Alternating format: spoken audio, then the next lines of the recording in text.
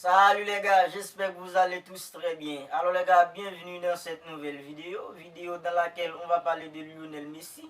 Après qu'il ait réussi à remporter la Coupe du Monde avec la sélection d'Argentine de football, est-ce qu'il est désormais l'ultime favori pour remporter les Ballons d'Or 2023?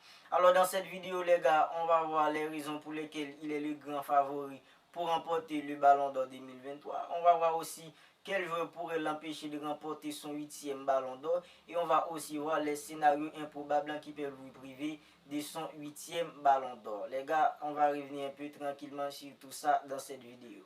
Alors, si c'est pour la toute première fois que vous regardez une vidéo sur cette chaîne, pour rappel, je m'appelle Lucien et j'ai créé cette chaîne dans le but de vous tenir informé de toutes les dernières actualités du football mondial. Alors, si vous regardez cette vidéo et que vous n'êtes pas encore abonné à la chaîne, maintenant, c'est le moment pour que vous le fassiez parce que ça soutient la chaîne. Alors les gars, est-ce que Messi est le grand favori pour remporter les Ballons d'Or 2023? À mon avis, je pense que oui. Pourquoi? Parce que bien avant le mondial, Lionel Messi était déjà décisif avec le PSG. C'est vrai, lors de sa première saison avec le PSG, c'était pas le Messi qu'on connaît parce qu'il avait quitté le Barça sur un coup de tête et à cause de ça, l'adaptation a pris du temps et c'était un Messi en demi-teinte lors de sa première saison avec le PSG. Mais depuis le début de la saison, on a l'impression qu'on avait retrouvé le vrai Messi qu'on connaît.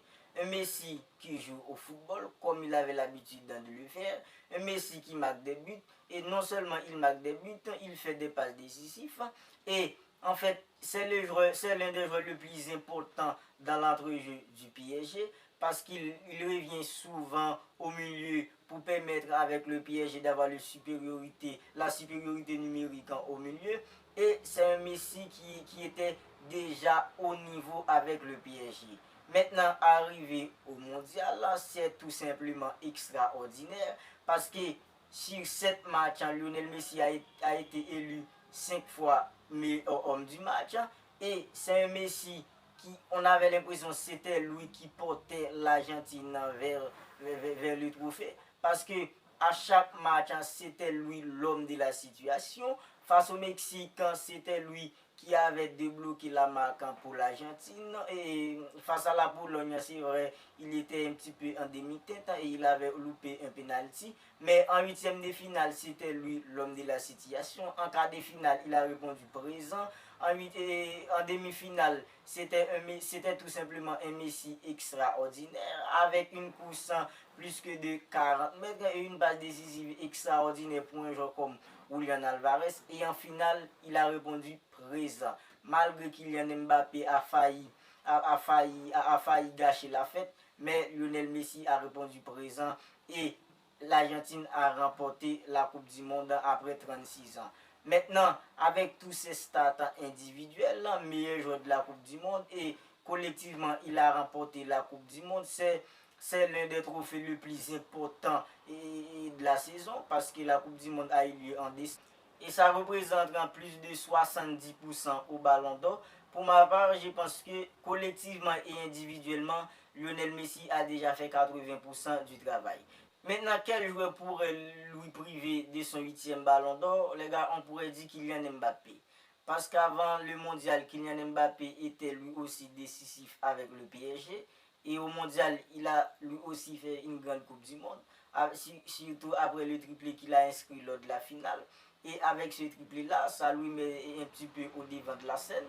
Et la presse parle beaucoup de lui, surtout la presse française, après ce triplé. Mais le problème est que Kylian Mbappé et Lionel Messi jouent dans la même équipe. Et ça, c'est un avantage pour Lionel Messi. Parce que Lionel Messi est déjà devant dans la course et Kylian Mbappé est derrière et ils jouent dans la même équipe. En fait, si le PSG arrive à remporter la LDC, Lionel Messi va lui aussi la remporter. Si le PSG sort face au Bayern Munich lors de la huitième de finale, lors des huitièmes de finale, Kylian Mbappé et Lionel Messi vont sortir et Lionel Messi est déjà devant.